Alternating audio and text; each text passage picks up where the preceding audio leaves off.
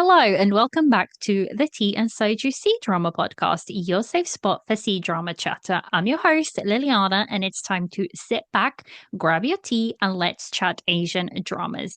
In today's episode, we are going to be reviewing the Chinese drama Reborn with guest Tania. Some housekeeping before we get into the episode. If you like the podcast, please like, share, and subscribe on the platform you listen on. That really helps the podcast reach other listeners. For more content, check out Patreon, where you can find behind the scenes, first impressions, movie reviews, and more. Finally, if you would like to chat to me or find a community, check out Discord, Instagram, and other socials. The link is in the episode notes. Tania, welcome back. Thank you so much for coming in. Please go ahead and introduce yourself. Hello, everyone. So my name is Tania. I've been watching Asian dramas for a few years now, and I love discussing them. So it's a pleasure to be here in Liliana's podcast to discuss this Chinese drama, Reborn. You can find me on Instagram, although I don't share much about dramas there. But you do share really good pictures. We were saying, do you know what? I met up when I went to see Stray Kids, I met up with Sarah and a couple of other people. And Sarah and we wanted to take a picture. And we were trying to take some pictures of the food. And do you know what we said? Oh, we could really do with Tania being here because she's Oh, always the that thank takes you. the best pictures. The best pictures. We were saying we can take like 5 pictures and try and do, and they never look that great. Tanya is like one picture and it looks great. And we're like, see, she's a natural at this. And you share very yummy food and your knitting is great as well. So Yes, my Instagram is mostly my knitting and my traveling and yeah, and food. Yes, you're right. yes.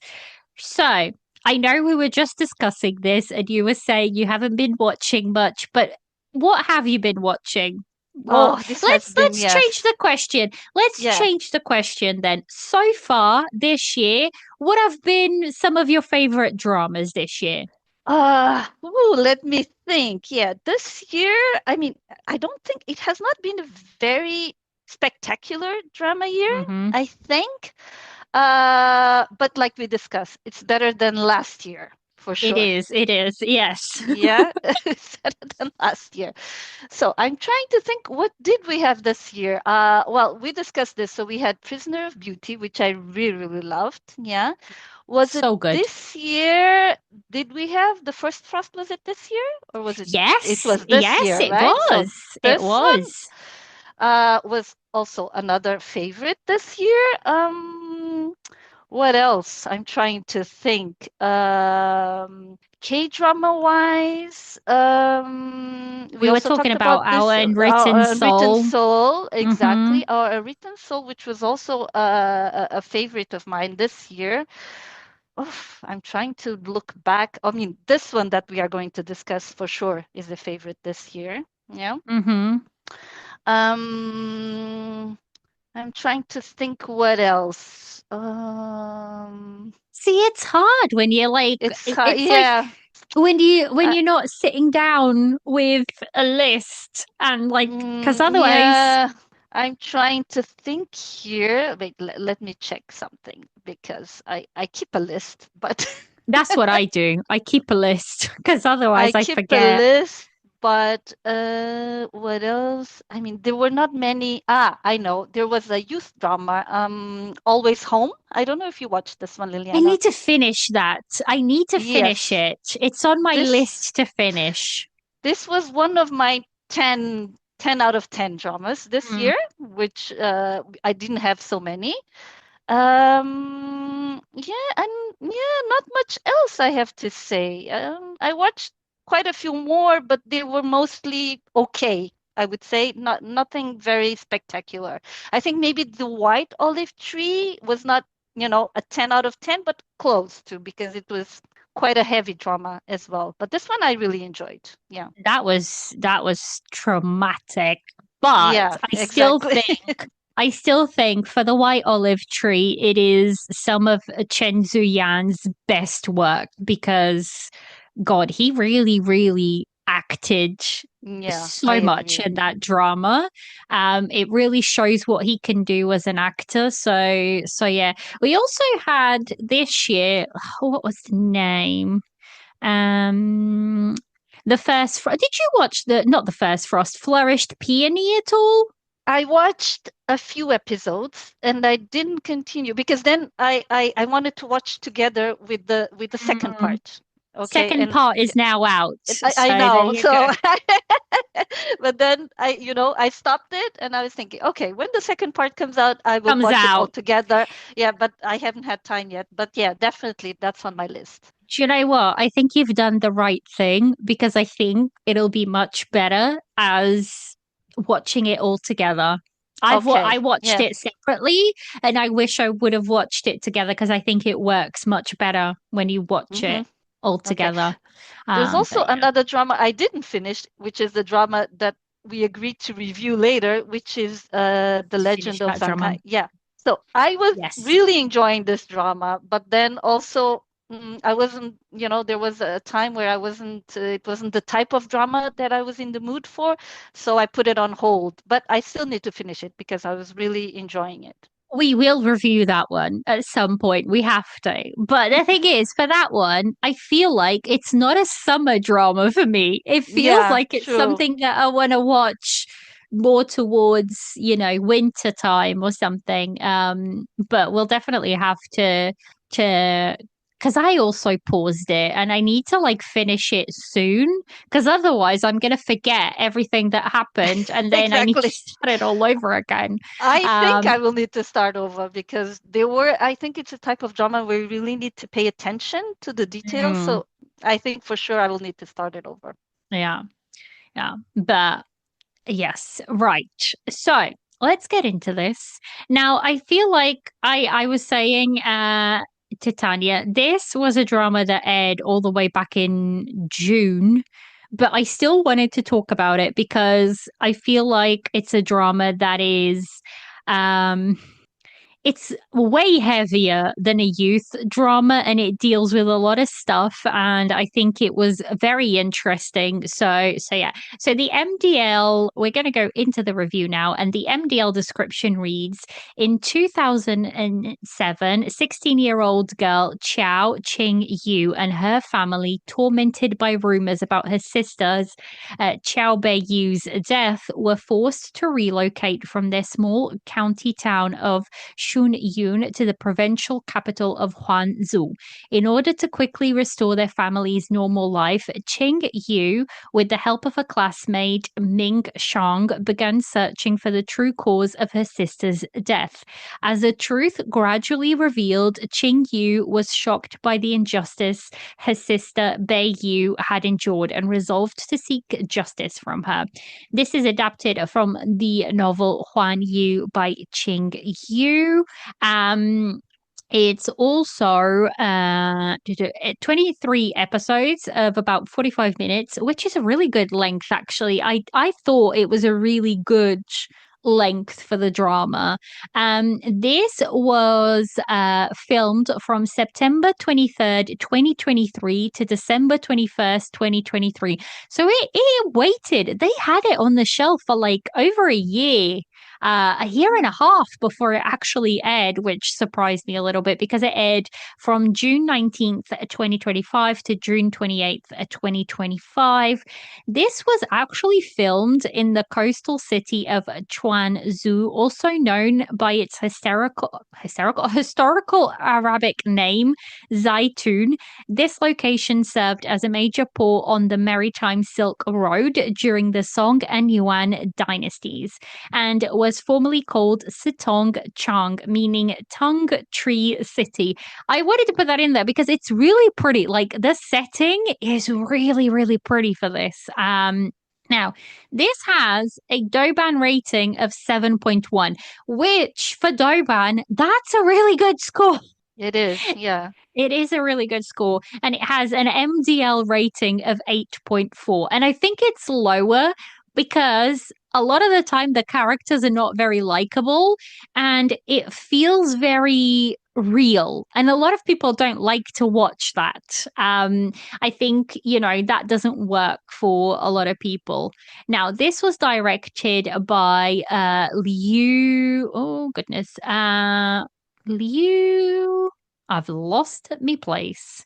Where's it got? Oh, Liu Ziwei, and she has been directing since 2017, and she's only done three things. That's it. My Heart Leaps Up from 2017, Goodbye My Love from 2020, and Hello My Love from 2022, and obviously this one, Reborn.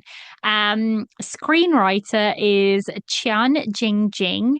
She's been screenwriting since 2015, and she's done Destined to Love You from 2015, Sweet Dreams from 2018, and The Eternal Brotherhood from 2024. Now, I watched Sweet Dreams. It's a long modern Chinese drama from 2018, and it stars Dilraba and Denglan, and it's Mm. basically, so she kind of falls in love with him, and she can enter his dreams and stuff like that. It's I don't know. But it was actually a lot of fun. I remember having a lot of fun with it, but I also remember it being extremely it was long. I'm just going to look it up. I'm pretty sure it was fairly long. It is 49 episodes for a Wow. modern drama. Yeah, That's a lot. for a modern drama. It's 49 episodes for a modern drama, and I watched it all. Like, it was back in the day. I had fun with it back then. I don't think I would have as much fun with it nowadays. This also has another screenwriter, and she's called Chu Zi Yuan, and she's been screenwriting since 2012, and she's done The Legend of Qin from 2015, Eternal Brotherhood from 2024, and Under the Moonlight from 2025. Now, this was one of the things that really intrigued me. It's the fact that it's a female director and two female screenwriters. So it's kind of like a female, heading this. And that was very interesting to me. Uh, Now, you can watch this in literally a bunch of places. Tencent Video, WeTV, Viki, iQIYI. So there's quite a few places. Now, as for cast, we have Zhang Jingyi, who's been acting since 2020, and she's done things such as Great Misty from 2022, Lighter and Princess from 2022, which I have actually reviewed on the podcast. It's episode 14. So it's a very early episode of the Tea and Soju, considering that we're now at episode 150 something. That was a very early episode. She's also done Blossoms in Adversity from 2024, and the one we were talking about, Legend of Shanghai from 2025. What do you think about Zhang Jingyi, Tania? What have you watched her in? I love her. I think she's a really good actress. So I watched Lighter and Prisons. I think that was my first drama of hers. Me too. And I really enjoyed it. I mean, I had Mm-hmm. no clue when I first started watching it. I had no what to expect. And I really enjoyed that drama. But I think it was in Blossoms in Adversity where I really became a fan. I think that Mm-hmm. was also a very good drama, and she had a fantastic role in that drama. Mm-hmm. Yeah. In Shanghai, I mean, I haven't watched everything, but I think she has more of a minor role. So yeah. Yeah. But Blossoms in Adversity, I think she really was the role for her. Yeah. It was her drama. It was absolutely her drama. I mean, Blossoms in Adversity, the romance is not that good. I mean, it's True. okay, It's but okay. her Yeah. but her story is what makes that drama incredibly good, incredibly good. So yeah, I agree. I really like her. I also think the first thing I watched of her was Lighter and Princess. So yeah. As for the male lead, we have Zhou Yiran. He's been acting since 2017, and he's done things such as Boom Boom from 2020, Falling Into Your Smile from 2021, which is a drama I don't necessarily recommend.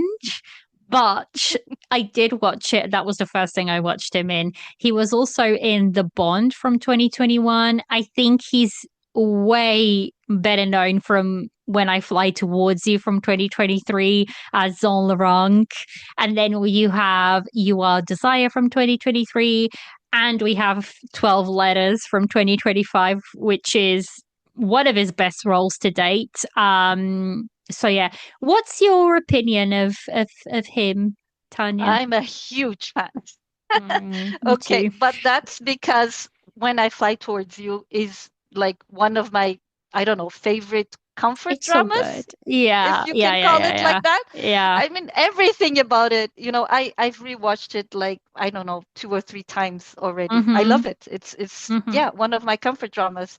And I love his role in that drama. I mean, both leads, and Mm-hmm. all the other supporting characters Cast, as well. yeah. Yeah, they're all fantastic. I did watch him. I mean, only afterwards, a few, months afterwards, I realized he was in Falling Into Your Smile, which the same as you, I don't recommend. I I also do, yeah. watched it till the end. I don't know why I watched it till the end, Me but I did. neither. Me neither. But he was actually, if I remember correctly, I mean, he had a minor role, right? But he was actually not bad in there, No, he either, wasn't. I right? liked him. Yeah, yeah, yeah. Yeah. I didn't watch The Bond, although that's on my list. People keep telling me that it's really good. And I watched You Are Desire, which I really liked. I mean, the beginning of that drama, but then the end was a little bit, yeah. But I really liked the two leads on that drama as well, him Mhm. including. Yeah. So I'm I I'm a huge agree. fan of this of this actor. Same. I really like him. I think he has chosen, different roles here and there. And I think he's, pushing a really nice career path. I've watched most of these. I watched Falling Into Your Smile. The Bond is really good. Mm, When I Fly Towards You is just special. Like, I really like that drama. It's very sweet. It's very comforting, like you were saying. So I really, really like it. And You Are Desire is one of those dramas. Again, I also agree. I like the first half of the drama, and then it kind of falls apart in the second half, and especially towards the end. But it wasn't necessarily an acting problem, it was a writing problem, I think, yeah, with I You Are agree with Desire. that. Yeah. Especially And the then ending, which, yeah, I don't know. no, the ending was terrible. I was like, I don't even know what's happened. Why? Yeah, I felt yeah. like it was missing an episode or something. I was like, It what? It feels it like, ended? yeah, it feels like they almost finish it mid sentence. Like that's what it Exactly. feels like. Yeah. So we also have Liu Dan, and she's been acting since 2001, and she's been in things such as 1,000 Teardrops from 2008, Great Rescue from 2011, A Murderous Affair in Horizon Tower from 2020, and she's most well known, I think, for Reset from 2022. I really like her. I think she's a spectacular actress. She plays very interesting characters, and every time she pops up, I know she's going to play a very interesting character. So, yeah, what are your thoughts about her? Well, I've only watched her in Reset, Mm, but I mean, you cannot forget her from Reset. Yeah. no, no, Her character there, I mean, yeah. Um, I think in Reborn, I think she did a fantastic role. I mean, my her God. acting Hmm. is amazing in this drama. Hmm. So I have not watched her other dramas, but maybe I will. I think I've heard good things about the A Murderous Affair in Horizon Tower. Highly Uh, recommend. I okay. highly recommend. I watched it and it came to me via Caitlin from No Sleep for Dramas podcast. And she recommended it to me. And I think it's also one of those like 16 episode dramas, but it's really fun. It's about basically, just very quickly, it's about this there's a murder that happens in Horizon Tower, and there's lots of suspects. So what they do is every 2 episodes they kind of analyze a suspect and they kind Mm. of try to piece the story together. I thought it was told very well, and I got to the end and I was like, I was not expecting where this went Oh, at all. interesting. The twists were very interesting. So yeah, I really liked it, and Caitlin really likes it. And if she watches so much crime, so many crime Hmm. dramas. So if she says a crime drama is good, it's gonna be Yeah, then good. it's So really so good. yeah, yeah, Okay. yeah, yeah. So yeah, I had Okay, this yeah one will go to the top of on my the list list. then. Yes, for sure. So yeah, like I said, I really like her. I think she also does a very, very interesting characters. So that's everything. Tanya, would you like to just go ahead and just give some very general thoughts about this drama? Just some, what did you think and would you recommend it? Yeah, okay. So I really really loved this drama, and I think it's a really underrated drama. So when I first saw the trailer, the photo shoots around this drama, you kind of think, oh, this is like, maybe a teen romance drama. Then you Hmm. watch the trailer, you start thinking, maybe it's like a youth mystery drama, something like this. But then when you watch it, it's so much more than that. Yeah. Hmm. Um, it deals with really serious and heavy issues, I think.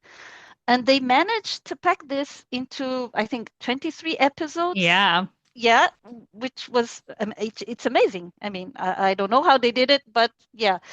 So I really enjoyed it. I think I was not expecting it to be this type of drama, as I Mm. said, and definitely I recommend. Yeah, I think it was one of my favorite so far, one of my favorite Chinese dramas this year, and a very high recommendation from my side. Yeah.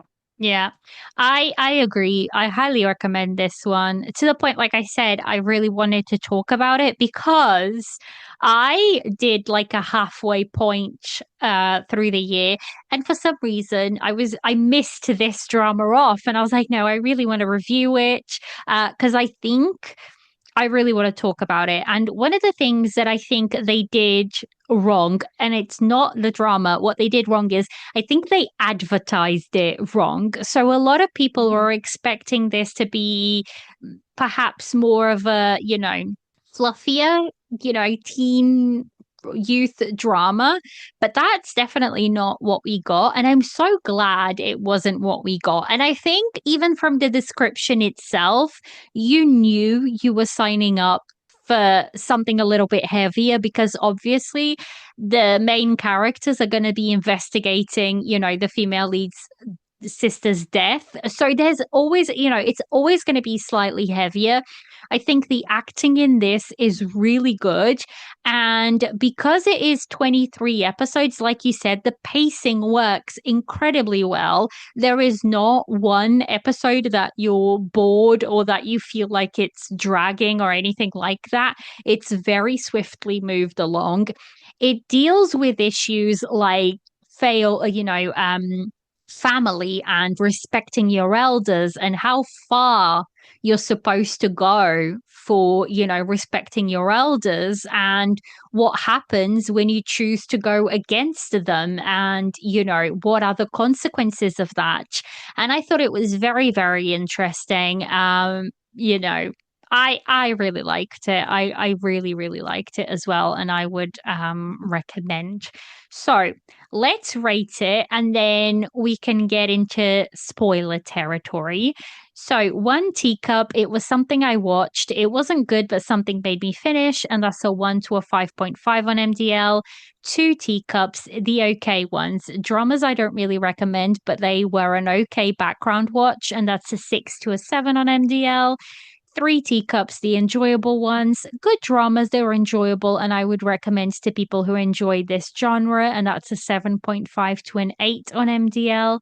Four Teacups, the loved ones. These are dramas that I really loved. There might be a couple of problems with it, but overall, a really enjoyable drama that I would recommend to a wider audience, and that's an 8.5 to a 9.5 on MDL. And then Five Teacups, the Rose Glass No Faults dramas. This rating is reserved for those dramas that you love so much that you are willing to ignore any problems they may have. And that's a 10 on MDL. So, what would you recommend? What would you rate to this one, Tanya? Uh, this one, it's a bit hard because for me, it's between a 4 and a 5 teacup, I would You say. can do 4.5. You can do four and Maybe, a half. maybe 4.5. I mean, almost a 5, I would say. Almost a 5 because I really liked it. I really enjoyed it. It's just that the romantic part of me wished there was a tiny little bit more of just a More. tiny bit. Yeah, Yeah. just a tiny, tiny little bit.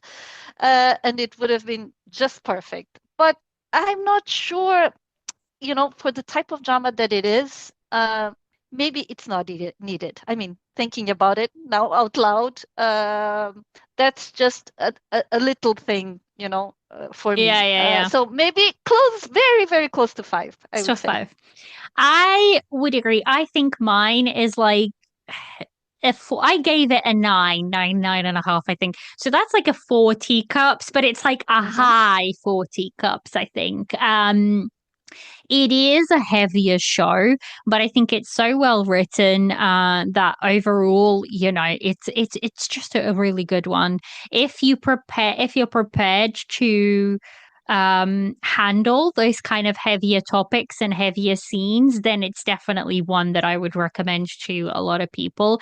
You just have to be prepared to go in and not necessarily expect your bog standard youth drama. You know, you have to expect that there's going to be heaviness to it. So, this is your spoiler warning. If you've watched this show and you'd like to hear spoilers, then go ahead. If you haven't, then please go and watch it and then come back. Or if you don't mind spoilers, then also listen on ahead. But let's get into spoilers. So, Tanya, let's talk about, I don't know, let's talk about characters first. Just a little touch. What Hmm. did you think of our female lead and her character? And, because for me, I really liked her. And I also really liked how we saw her at the beginning being very angry at her sister and being very, almost wanting, it's kind of like that relationship where she loves her because she's her sister, but because she doesn't understand her and doesn't understand why, she died and took all of this happiness almost away with her parents and stuff like that. She's almost angry at her sister as well. And I thought that was a very compelling story because she's also very curious about why did my sister die? Why, Hmm. why am I getting stuck with all of these rumors and why is she dead and I'm still getting blamed for all of this stuff and these rumors are still about. So I thought it was very very interesting and I really liked her journey of her character to then by the end be really accepting of what happened to her sister and being the one who is willing, like that scene where she wrote out the letter and then like everybody at the wedding found out what happened. That's not something she would have necessarily done at the beginning of the show, but I really liked her character and her growth. What did you think about her? Yeah, I have to agree. I mean, you understand at the beginning, you understand that she's kind of blaming her sister, because it was because of her sister that they had to move from this where they were living. I don't remember the name anymore, to this other city. She had to change to another school. So Mm-hmm. she had all these changes in her life because of what happened with her sister. And because she didn't know, you know, she didn't know what happened, why her sister died, Mm-hmm. and because they lived apart. Yeah, so Yeah. you understand at the beginning of the drama that they didn't live together. So her sister was living with the grandparents in another village, while she and her brother were living with the parents in another city. Mm-hmm. Um, so they were not that close. And you can see that she's blaming her sister, but as you said, she wants to understand what happened. Yeah, because it's like Mm-hmm. this big secret in the family, and her parents don't tell her anything. So she wants to understand what happened, and that's what she tries to investigate. Yeah. um, I agree about the character growth. So in the beginning, she's trying to cope with all of this, and I don't think she would necessarily do what she did after at the wedding either. Mm-hmm. The episode of the wedding, I was for me, one of the The best strongest ones. ones. Yeah, yeah, Yeah, yeah, yeah. I think it's because you can, episode 9. I think it's I episode don't know, 9. 9, 10, it's middle of the Yeah. drama, somewhere Yeah, there, yeah, yeah. and you can see her inner conflict, has to say, yeah, because Mm-hmm. it, she knows by then, she knows what happened. She thinks the right thing to do is to like expose the Mm-hmm. truth, but on the other hand, I think she's a bit hesitant because she knows that this will bring, like total, yeah, family issues, everything. So you can see, well, she's trying to think, am I doing the right thing? Am I not? Yeah. And I Mm-hmm. think for me, that was a really good episode. So yeah, I really liked her character as well. And I think she became, as she knew more about her sister, she herself also became stronger. Yeah. Mm-hmm. So, I um, think on the journey to learn more about her sister, she learned more about herself as well. And she grew up and she also started to understand her mother. Let's actually touch on her relationship with her mother because I think mhm, it's one of the points that is followed throughout the whole, you know, drama. And I think it's one of the reasons why a lot of people will not enjoy this drama very much because if we're being honest, the mother is very toxic at the beginning and throughout the drama she's toxic and the female lead feels very caged, very um what's the word I'm looking for. The mother is basically she's lost one daughter and she does not want to lose another one, so she basically expects very high things from the daughter. She expects the daughter to always get good grades, not have any boyfriends, not have any boys around her, even. She expects her to study hard and to go the extra mile and all of these things. She has very, very high expectations of her. And it's very interesting from a relation standpoint because then we go through the drama and you see what the family kind of puts the mother through. I mhm, mean, they make her do horrendous things to the point where they make her bury her child in like an unnamed grave, no tablet, nothing, because they don't want her near their plot or anything like that. And it's, she never wanted to leave her daughter with the family. She wanted to keep Bayu with her. And I think this would have been a very different story if they hadn't left Bayu, with the family. But I think I really liked how, as the story goes on, she they kind of grow to understand each other. And it's very, very, very interesting. And there's this quote in episode 19 that I really, really like. And it's the female lead after discovering that her sister committed suicide because, the HIV was rumored and then it spread everywhere and people kept harassing her and everything.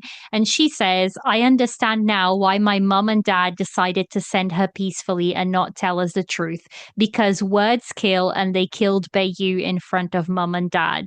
Maybe to her, life was more scary than living. And it's like, her mother had to deal with all of that. And that was just, I don't know, it was very, very interesting. And then by the end of it, you find out that the mother is suffering from um she has, oh my goodness, she has depression, really heavy Mm-hmm. depression, and she's really, really in a bad shape by the end of it. And there's a very, very interesting conversation between them, which is episode 21. And the mother says, I know you're a good kid. I don't know why I always nag you and I can't stop. It breaks my heart to see you acting so carefully around me. I'm scared. I'm so terrified. And, that scene was, oh my goodness, it was so well acted because her mother truly like breaks down and shows all the guilt that she's been carrying about Beiyu and Beiyu's death and, and about Qingyu. It's like, it's a heartbreaking scene, but I think that scene is almost like when their relationship truly breaks down all the way and they start to rebuild it. And it's just so well done. So, what are your thoughts? What are you thinking about, their relationship and whatnot? Because there's points where the mother is literally like locking her in her house and going to Yes. pick her up from school. And you're like, oh my God, this is so incredibly toxic. But then on the other hand, you see what they did to her and to Beiyu, and you can see the mother is just so incredibly scared that something is going to happen to Qingyu like it did to Beiyu. So what are your thoughts? Yeah, so the beginning of the drama, I totally agree. Beginning of the drama, you really think, okay, her parents, I mean, what are they doing? Yeah, you think these are the most toxic parents in the world. Mm-hmm. Um, so you don't really understand why they do what they're doing. And Jingyu also doesn't understand for the most part in the beginning.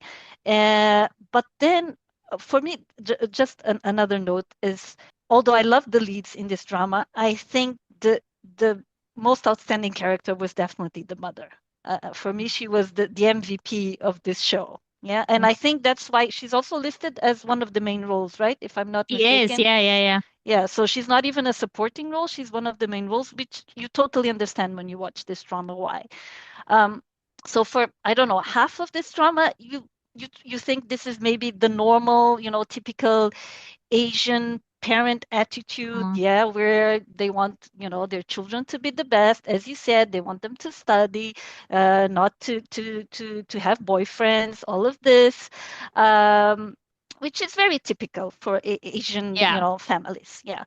But then once you see the story unfold about Beiyu, you understand there's more to it. So the mother, Mm-hmm. as you said, she's afraid that something is going to happen with Qingyu. The same has happened with Beiyu. So she was not there for Beiyu. And I think she feels very guilty about this, Mm-hmm.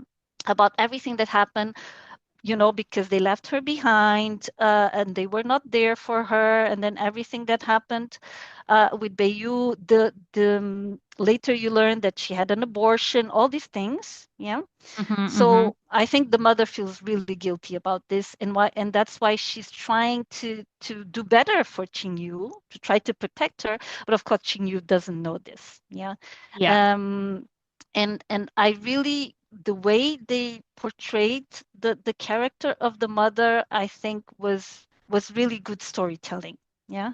Um, so and I agree that by the end, and especially how I also was not expecting the show to actually show that the mother had depression and that she was getting treatment for depression. Mm-hmm. I don't Mm-hmm. think, and I think maybe the fact that, as you said, that the director, all the screenwriter, they were all females. Maybe there's a bit of a more Yeah. feminine touch there, Mm-hmm. because I thought that was a really nice part that they showed. Also, there are scenes at the end where you see that Qing Yu, she is working at this I don't know how you call it, center, psychological Oh, an center. AIDS, She's yeah, an helping, yeah, AIDS help uh, center, basically. Or was it a exactly. depression help center? I think it was Depression Help Center. So she's actually Yeah, might be. helping people with depression, which I also thought was a really, nice part of the show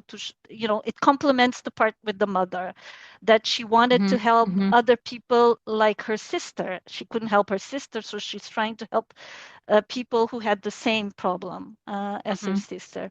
Um, so yeah, I with the mother, for me this was, I don't know, was one of the few dramas, I think one of the few Chinese dramas where there's a redemption, a total redemption arc for the mother, but it was so well done. Usually, It really sometimes you get was. redemption arcs for mothers, toxic mothers in Chinese dramas, where it's not really well explained. But in this case, I think it was a really, you know, uh, in terms of character growth and in terms of redemption arc, was really well done.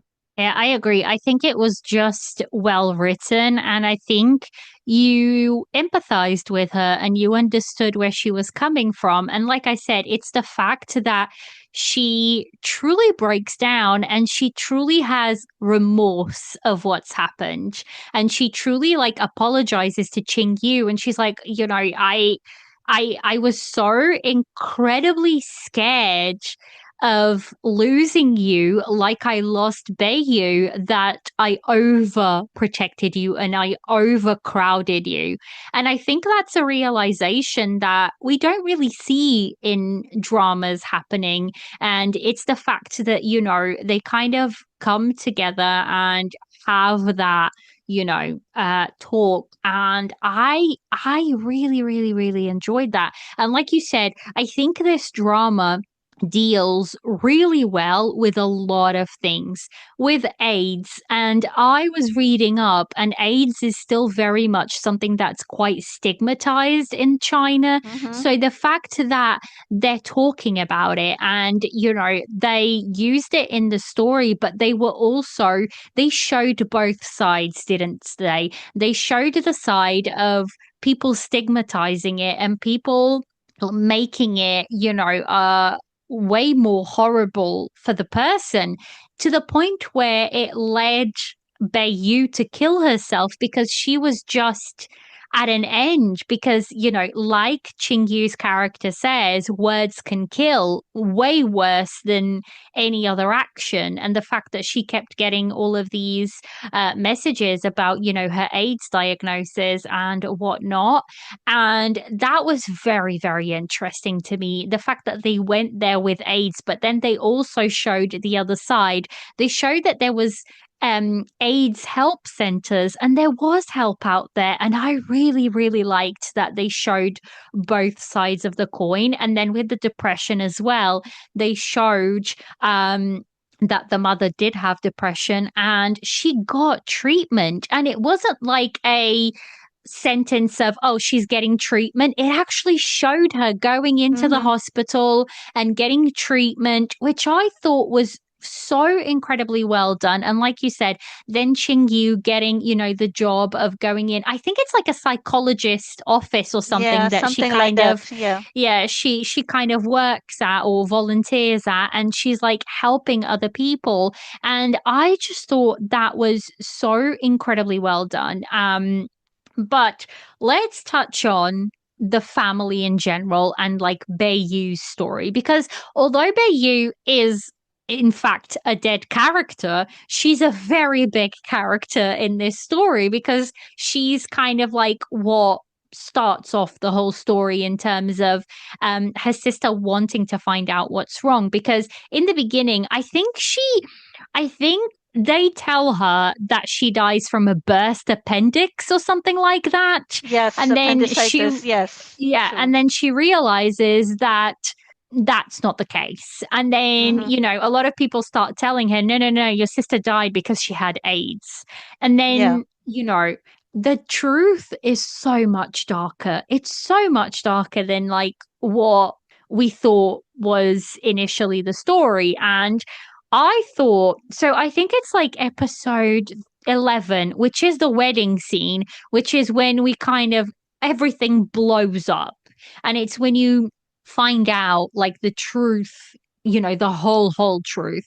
And basically what's happened is that this Junrei, which is a cousin to our female lead and supposedly to Bayu, is actually adopted and to protect, and he actually got into a case with Bayu and got Bayu pregnant, and he kind of like washed his hands of him and walked away, and she ended up having a miscarriage.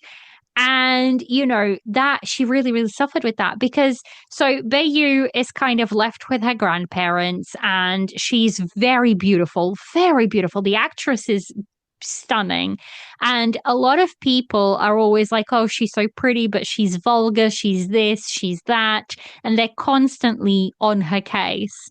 And she feels abandoned by her parents, and you know she's a beautiful dancer.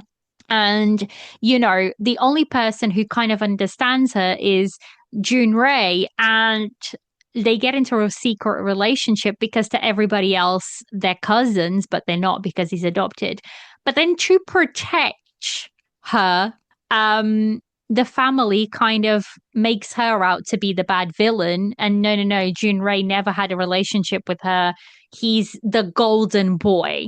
And I think that was very interesting and very it was a targeted commentary on society and how boys are preferred over girls Hmm. because he can do no wrong. He's on this pedestal because he's the one who went to university, and he's the one who's the name of our family, and he's this and that and that and that. She's the dirty one. She's the troublemaker. She's all of this. And it was such an interesting story because they even got her family, you know, the parents to kind of back them up almost and turn on their daughter a little bit and not being there to support her. And it was just very interesting. And this family, the Chow family, is horrible. It is one of the worst Oh my God. families, Yes. one of the Absolutely worst horrible. I families agree. I've They are. seen. They are. They are. I mean, at the beginning of the drama, you think the parents are horrible, but then you see that the grandparents are even worse. The grandparents, the uncles, the aunts. Oh my God, the whole family. Yeah, Unbelievable. terrible. I wrote down like one of the notes was episode 9. The Chow family is, this is exactly what I wrote. The Chow family is honestly the worst. Junrei got involved with Beiyu, made her pregnant, and took no responsibility. In fact, the whole family was on his side, saying she's the vixen. He, you know, he's being wronged. He's the kind one. She's the bad one. She had a miscarriage and everyone was against her. She got name called, etc., while he is consistently praised. And I'm like, it takes two to tango. It takes two to make a baby. I'm just saying. And she is getting dragged down in all of this, and just to protect him, you know, they're blaming everything on her. And I'm like, this is the worst family, the I agree. absolute Yes. worst family. There's also a scene. Okay, so I remember, I think I remember correctly. They also treated the mother, I mean Chinyu's mother, they also treat her terribly. Yeah? So the grandparents also they do not treat her well. I remember there was a scene, I don't know, was it at the funeral or something, where Yes, they were yes. making her do all the tasks. So Everything. she had to be the one cleaning and cooking and doing what, and she was, I don't know if she was not feeling well also at the time. So they Hmm. made her do everything in the house while all the others nothing. It was like, she was like Yeah, their servant or something at one point. So they also treated her mother really badly, and I yeah. remember being really annoyed or really furious with her father because her father let them do it. It's his family, and he was not defending basically his wife or his family. So there is also this part. But I also remember that there was an episode towards the end, I don't know, maybe episode 20 or 21, where Chinyu's mother snapped, She basically, does. and Yeah, yeah, she yeah. fights back. Yeah, she was like, I'm So tired of this. Yeah. I think one of the scenes that happens is basically because the Chow family is coming for Qing Yu, and she's like, "I will Hmm. not let you take away my daughter or hurt my daughter the way you did with Yu. Like, I am not letting you guys do this anymore." And she took all the abuse they threw at her. She took, and this is one of those scenes where I was like, this is like a mother tiger protecting her cub, because she was standing there and they were hollering abuse at her. And she was on her knees because this was after, I think, they had the Yu kind of let the cat out of the bag with the note in the chocolates at Jinrei's wedding, Hmm. and kind of like destroyed Jinrei's life a little bit with the secret coming out. And they the family was so angry at Yu, and they were like, she was on her knees, the mother was on her knees, and they were hollering abuse at her, and they came and they were going to hit Yu, and that's when the mother was like snapped, and she's like, I will not let you lay a finger on my daughter. And I was like, I loved that scene. And actually, one of the things that I truly loved throughout the drama is watching our main core family. So the dad, the mum, brother, and sister. So Yu, her brother, her mum, and her dad break away from the Chow family. That was one of the like Hmm. most beautiful journeys that I've seen, because at the beginning, you see them go back to their hometown, and they're literally like, the mother is literally doing everything the grandma says, the aunt says, everybody is like telling her what to do, and she is doing everything. She's cooking for them, she's cleaning for them, she's like giving all of their money goes back for them and whatnot. And it's very, very interesting. And actually, her husband is the elder son. Like, her husband should have a lot more say. And it's very interesting because she's like the elder wife. So she should be have a better position within the family, but everybody treats her so incredibly badly. And then she goes through the drama, and you see them getting more and more frustrated, and the kind eventually they snap and they break away. And I will say, what I did enjoy about the father was that he eventually also snapped and kind of was like, I'm done with my family, Hmm. I'm done. And I think his came a little bit later, and I have like three notes. Like, episode 20 is one of my favorite episodes, and I really, really liked it. So one of my favorite like notes is the family making the female lead's like family move Beiyu's grave, because she's apparently a jinx and they want her out Hmm. of the Nanqiao village. The image of them at the back of the bus going back to the city with Beiyu's ashes in their like lap is so beautiful, but so heartbreaking at the same time, because it's almost like for the first time in forever, they're together as a family. Even if Bayu is dead and they're like literally carrying her ashes, it's like the family is together again. And then like while that scene is playing, you get the females voiceover as they travel, and they take like a sister's ashes to a new grave. Like, it's a beautiful grave, and she's saying she's no longer in that village that killed her. She's in a new home where she can rest. And the female lead says, some say if life could be exchanged, heaven would be filled with parents. Our parents, through their own ways, both clumsy and stubborn, have always protected us no matter what happens. Their love is silent but profound. Sometimes it feels overwhelming, yet it's the same love that gives it its strength. To overcome the struggles of growing up, I desperately longed to escape this family, but that feeling is gone now.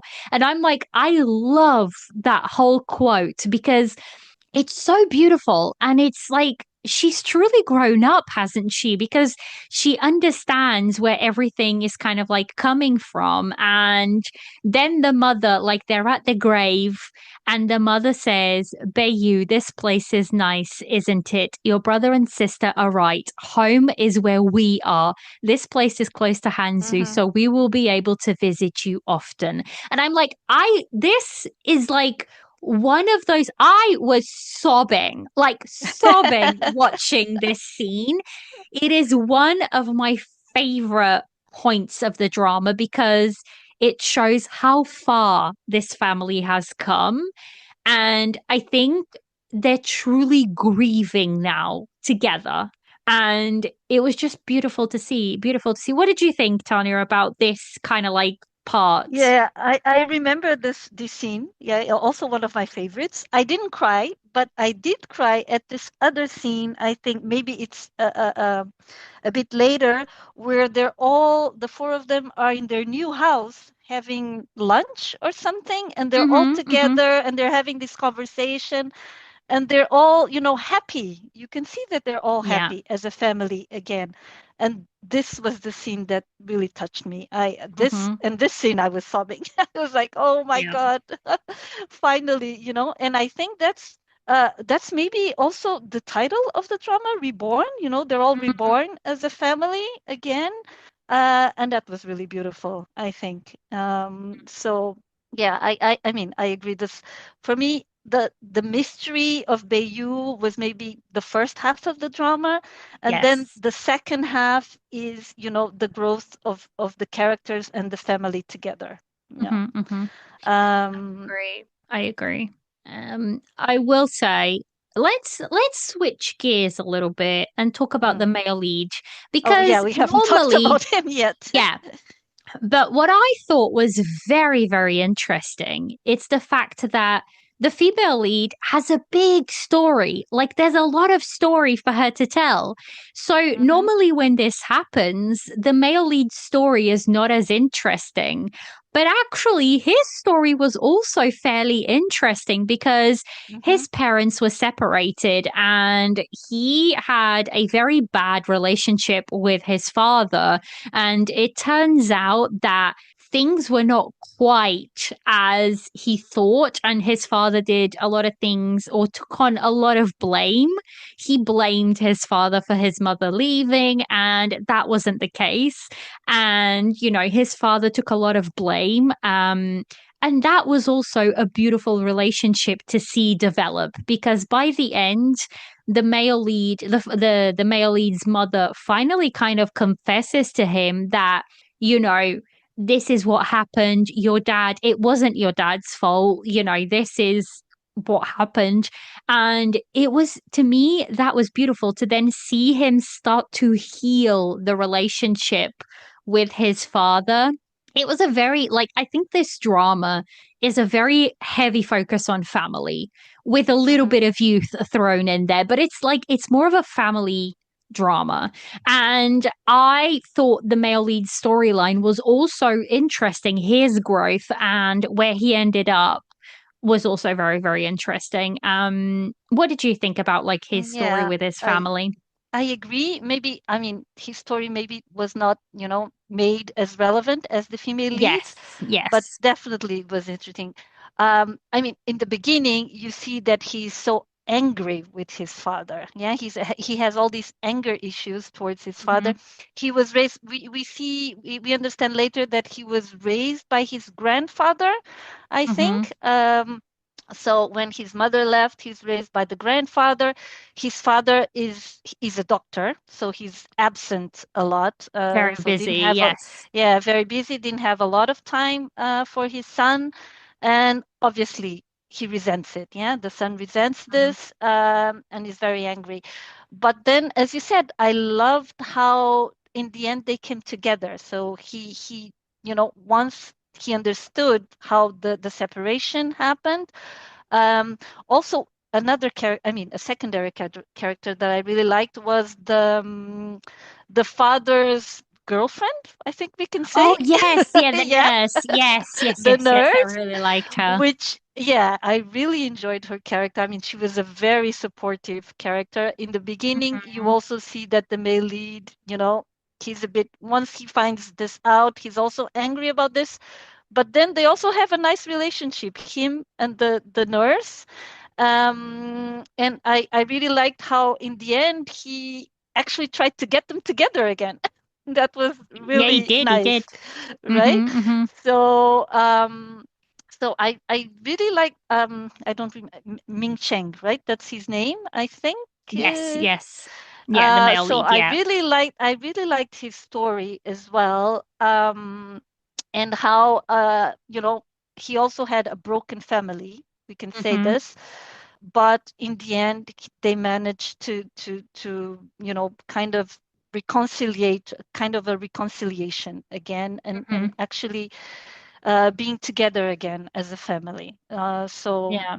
I thought that was also very nice, even with his mother. So his mother is abroad. She's living in Yes. Paris, I Paris. think. Yeah, Yes, yes, yes, she's yes. living in Paris, so she's also not very present in his family, in his life, sorry.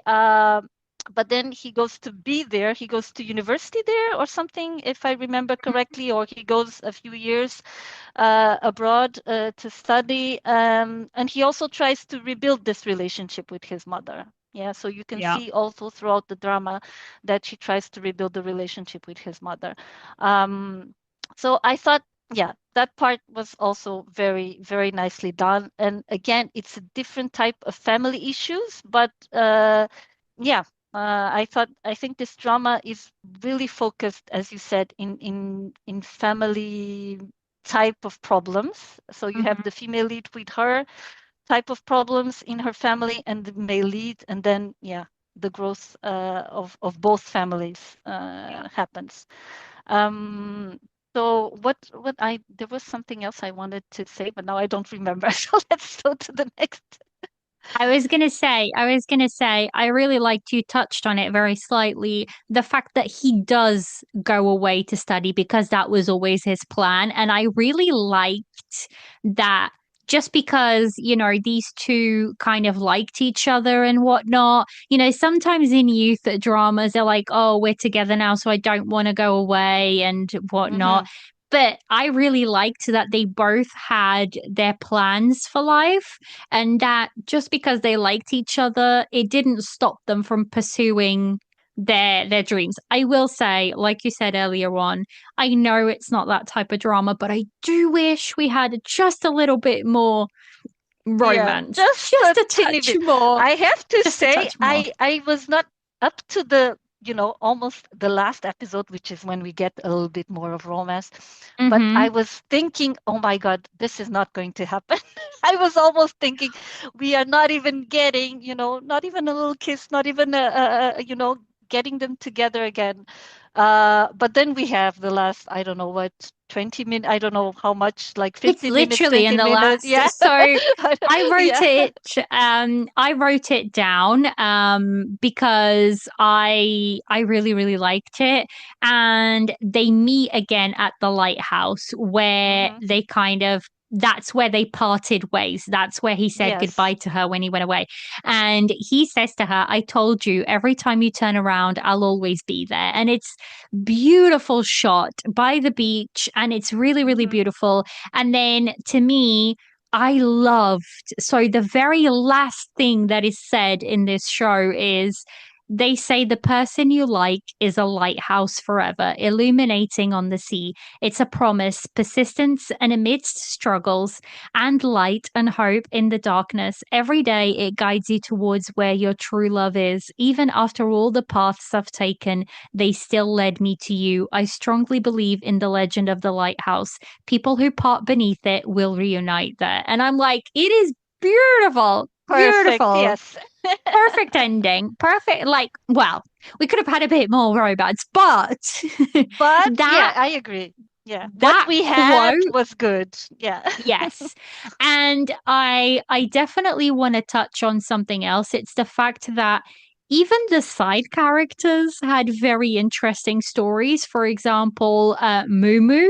Um, Oh, Mumu. the Yes. Mumu was I loved like Mumu and how because she originally was Ming Shang's friend and then she became Mm-hmm. very good friends with Yu and they became each other's support system and I really like that. And Mumu has an incredibly difficult life. So her father ends up drinking and is abusive. Her mother suffers from domestic violence.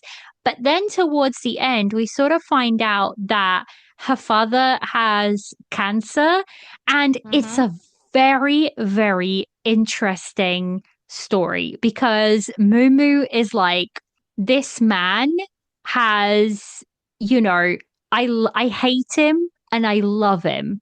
And it's so interesting because before I think when she was young, he was a great dad. He had a thriving business and everything. And then something happens and he ends up going bankrupt. And, lots of situations happen and he turns to drink and he becomes this other person. And her character and Mumu has very interesting conversations with Chingyu saying but he was kind at one point and he Mm-hmm. was Yeah. a great father at one point. He was the one who would put me on his shoulders and bring me candy and would play with me.